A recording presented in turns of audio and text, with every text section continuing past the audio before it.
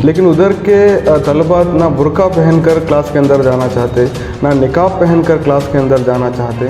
इधर पता नहीं चलता DDPI किसके प्रेशराइज में आके इधर काम कर रहे हैं। कॉलेज डेवलपमेंट कमेटी का जो चीफ है उनका BJP का MLA है। मुस्लिम जो सहेलियाँ हैं उनको सलाम भी करने के लिए उधर डिनाई किया जा रहा है, और खासकर मुस्लिम लड़कियों को एजुकेशन से दूर रखने का इनकी साजिश है। बता रहे हैं कि आप उनको सपोर्ट कर रहे हैं, उनके लिए लड़ रहे हैं, फाइट कर रहे हैं। दूसरी तरफ कॉलेज मैनेजमेंट की तरफ से ये बताया जा रहा है कि कैंपस फ्रंट ऑफ इंडिया ही एक ऐसी ऑर्गेनाइजेशन है जो लड़कियों को जो है ना इस तरीके से प्रेशर करके जो है ना एहतजाज करने में मजबूर कर रही है।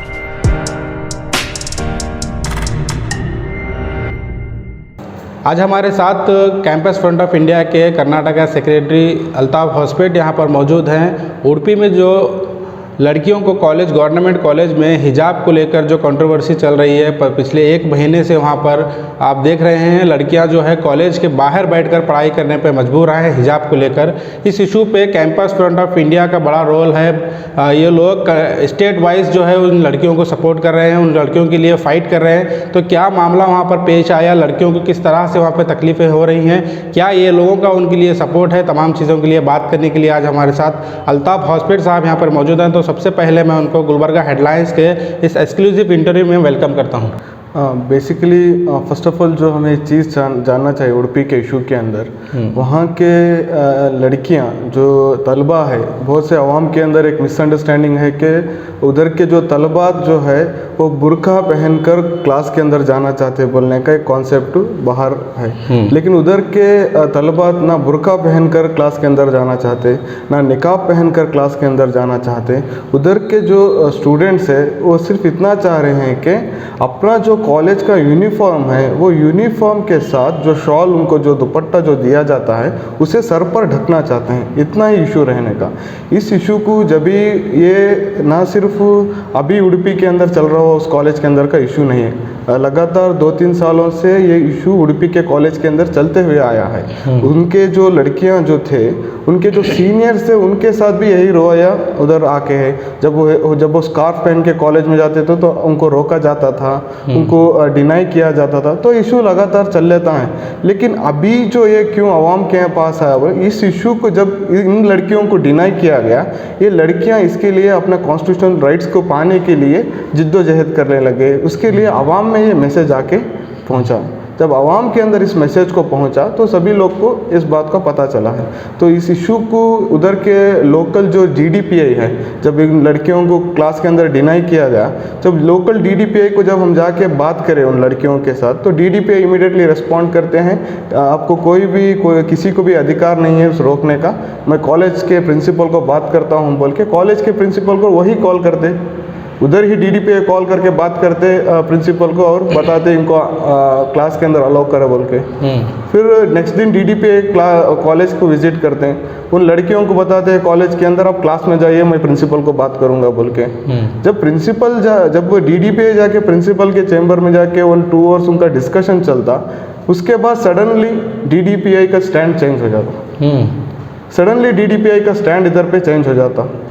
इधर पता नहीं चलता DDPI किसके प्रेशराइज में आके इधर काम कर रहे हैं, प्रिंसिपल किसके प्रेशराइज में आके काम कर रहे हैं। तो बेसिकली टोटली अगर हम इसका एक रिव्यू करेंगे तो इसके पीछे क्या है बोल, उधर का जो मैनेजमेंट है, उधर का जो मैनेजमेंट का जो कॉलेज डेवलपमेंट कमेटी का जो चीफ है उनका BJP का MLA है, वो उसके अंदर उधर के RSS और बजरंग दल के लोग हैं।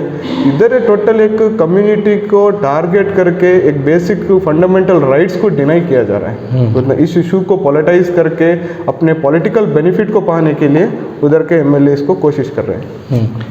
नहीं, देखिए ये जो हिजाब का जो मसला है, आप जिस तरह से बता रहे हैं कि एक कॉलेज का एक ड्रेस कोड है और ड्रेस कोड में ही वो लोग जो है ना अपने फेस को जो है ना बालों को छुपाने की कोशिश करते हैं। वो एक रिलीजियस कोड भी है, उसको भी समझ में आता है, कॉन्स्टिट्यूशन सबको अधिकार दिया गया है। इसके बावजूद कर्नाटक में सिर्फ उडुपी का मसला नहीं है, कर्नाटक में ऐसे कई डिस्ट्रिक्ट हैं, डिस्ट्रिक्ट में कई कॉलेजेस हैं, हर जगह इस तरीके के जो है ना लड़कियों को हिजाब पहनने के लिए वहाँ पर रोका जा रहा है, प्रेशर दिया जा रहा है उनके साथ। तो ये जो मसला है मेन, ये मसले के ऊपर आपको क्या लगता है कि क्या सिर्फ इस उडुपी के लिए हम जो कोशिश कर रहे हैं यहाँ पर होगा, तो क्या इसके पीछे क्या मकसद होगा, इनकी क्या सोच होगी? आप जिस तरह से नाम लिए अभी BJP है, बजरंग दल है, RSS है, ये लोगों की क्या सोच इसके ऊपर आपको नज़र आ रही है? सिर्फ हिजाब को लेकर उनको क्यों तकलीफ होगी?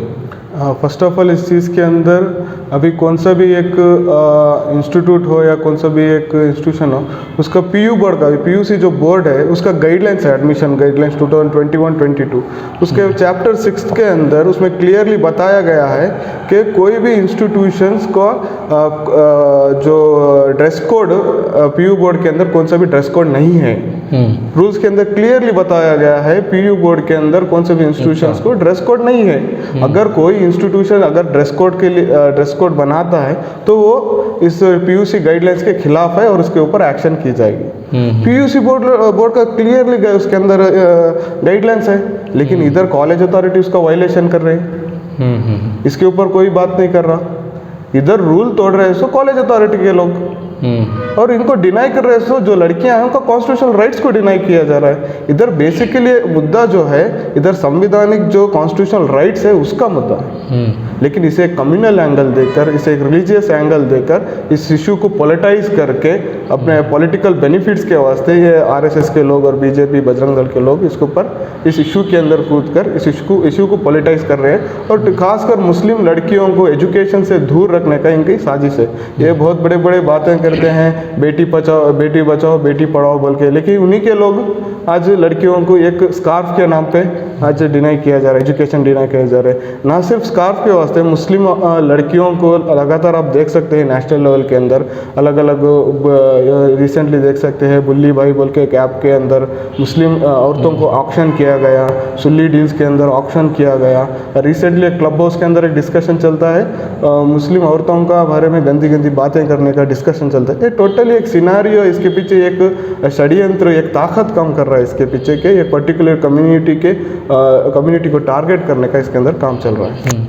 तो आप जिस तरह से बात बता रहे हैं, तमाम ये साजिशों के बारे में आप बता रहे हैं, तो उडुपी का जो मसला है उसके ऊपर आपकी तरफ से क्या क्या काम अभी तक किया गया है?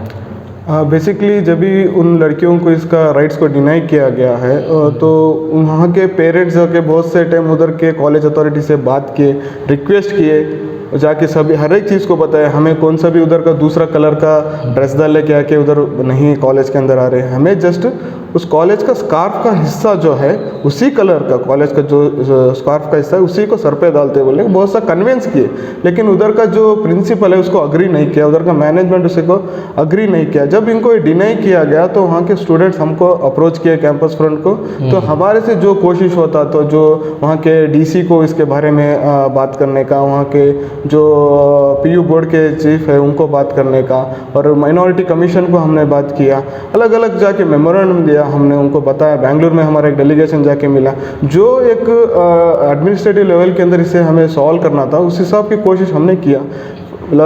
लगातार कोशिश करने के बावजूद भी रिसेंटली 27 जनवरी को माइनॉरिटी कमीशन जो हज बोर्ड है उससे एक डीसी को लेटर जाता है, इमीडिएटली उडुपी डीसी को एक लेटर जाता है, इमीडिएटली जो कॉलेज का इशू है ये स्टूडेंट्स का स्कार्फ का, इसे सॉल्व करके इन लड़कियों को क्लास के अंदर दाखिला देना बोल के 27 को इनको एक नोटिस जाता है माइनॉरिटी डिपार्टमेंट से। आप एक तरफ बता रहे हैं कि आप उनको सपोर्ट कर रहे हैं, उनके लिए लड़ रहे हैं, फाइट कर रहे हैं, दूसरी तरफ कॉलेज मैनेजमेंट की तरफ से ये बताया जा रहा है कि कैंपस फ्रंट ऑफ इंडिया ही एक ऐसी ऑर्गेनाइजेशन है जो लड़कियों को जो है ना इस तरीके से प्रेशर करके जो है ना एहतजाज करने पर मजबूर कर रहे हैं।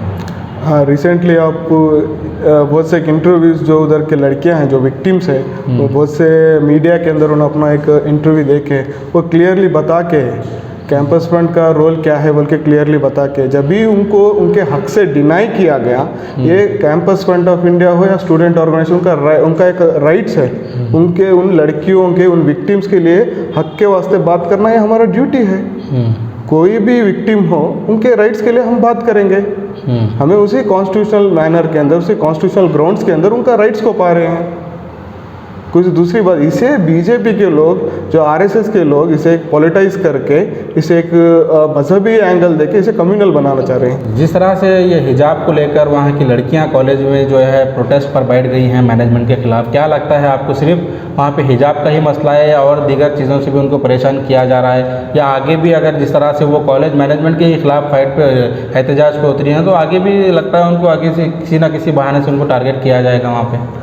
बेसिकली अगर हमें उधर स्कार्फ का छोड़ के तो दूसरा डिस्क्रिमिनेशन भी उधर हो रहा है उन लड़कियों का। जो स्टेटमेंट अगर आप देखेंगे तो उधर इवन जो उनके लोकल उधर का लैंग्वेज है उर्दू, तो उर्दू लैंग्वेज को भी उधर बात करने के लिए डिनाई किया जा रहा है, रोका जा रहा है। और उधर जो लोकल चंद मुस्लिम पॉपुलेशन उधर बैरी जो बात करता है, बैरी लैंग्वेज को भी बात करने उधर नहीं दिया जा रहा है। इवन वो लड़कियाँ बता रहे हैं इवन जो उनका मुस्लिम जो सहेलियाँ हैं उनको सलाम भी करने के लिए उधर डिनाई किया जा रहा है। बेसिकली टोटली देखेंगे तो एक कम्युनिटी के लोगों को उधर का प्रिंसिपल का एक डिस्क्रिमिनेशन है, उधर का स्टाफ का एक डिस्क्रिमिनेशन है। इस इशू को इसमें हमें देख सकते हैं, ना सिर्फ स्कार्फ का टोटली एक सफ़र हो रहे हैं स्टूडेंट्स उधर पे। आवाम को लग रहा है सिर्फ एक स्कार्फ का इशू है बोल के, लेकिन स्कार्फ के साथ साथ उधर डिस्क्रिमिनेशन हो रहा है, पर्टिकुलर कम्युनिटी के स्टूडेंट्स को डिस्क्रिमिनेशन कर रहे हैं। तो बेसिकली एक राइट्स की हम बात कर रहे हैं, इसे पॉलिटिकल एंगल देना चाहते, हमें भी नहीं चाहते इसको, लेकिन उनकी जिम्मेदारी बनती है उसके इशू के लिए बात करें। यहाँ का गवर्नमेंट जो रिसेंटली यहाँ के जो एजुकेशन मिनिस्टर है वो स्टेटमेंट देते हैं कि एक इनडिसिप्लिन है, जो स्कार्फ डाल के जाना इनडिसिप्लिन है बोल के। मैं ये बताना चाहता हूँ जो मिनिस्टर है वो कॉन्स्टिट्यूशन के ऊपर ओथ लेके बने हुए मिनिस्टर है। वो जो मिनिस्टर है एक पर्टिकुलर धर्म के मिनिस्टर नहीं है, एक पर्टिकुलर आइडियोलॉजी के मिनिस्टर नहीं है, वो सभी कर्नाटक के लोग सभी धर्म के मिनिस्टर है, कॉन्स्टिट्यूशन के ऊपर ओथ लिए हुआ मिनिस्टर है। कौन सा भी इशू आंदे, कौन सा भी एक चीज़ रहते वो अपने कॉन्स्टिट्यूशन के व्यू के अंदर, कॉन्स्टिट्यूशन के दायरे के अंदर उसको देखना चाहिए। लेकिन इधर इनडिसिप्लिन बोलते हैं ये लोग। मैं बोलना चाहता हूँ जो हमारे मिनिस्टर है उनका जो स्टेटमेंट है इनडिसिप्लिन है। उनका स्टेटमेंट में कौन सा एक मोरालिटी है उनको ये बात बोलने के लिए, मैं नहीं जानता। उनके पास मोरालिटी ही नहीं है मेरे हिसाब से, क्योंकि कॉन्स्टिट्यूशन के हिसाब से वो नहीं बात कर रहे हैं। अगर कॉन्स्टिट्यूशन के हिसाब से बात है तो उनके फंडामेंटल राइट्स के लिए, उन लड़कियों के राइट्स के लिए वो बात करते हैं, लेकिन इधर जो मिनिस्टर है वो कॉन्स्टिट्यूशन के हिसाब से नहीं बात। कैंपस फ्रेंड ऑफ इंडिया के बारे में आखिर में मैं जानना चाहूँगा कि campus friend of India student organisation है, स्टूडेंट्स के लिए क्या क्या फाइट करते आ रही है और क्या मकसद कैंपस फ्रेंड ऑफ इंडिया का है?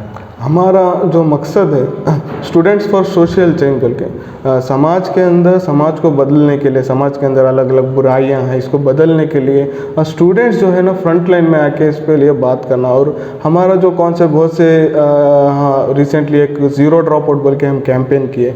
लास्ट टाइम कोविड के बाद, फर्स्ट वेव के बाद बहुत से स्टूडेंट्स ड्रॉप आउट होकर कॉलेजेस स्कूल्स को नहीं गए। तो हमारा जो वहाँ का लोकल जो एजुकेशन डिपार्टमेंट है उनसे उनका डाटा लेके जो भी ड्रॉप आउट्स है उनके घर जाके, उनके पेरेंट्स से मिलके, उनके कॉलेज अथॉरिटीज़ से मिलके, उनके काउंसलिंग करके बहुत से स्टूडेंट्स को हमें डिस्ट्रिक्ट वाइज जाके एडमिशन दिलाई। एंटी ड्रग कैंपेन बोल के चलता हमारा, ड्रग्स के खिलाफ कैंपेन करते।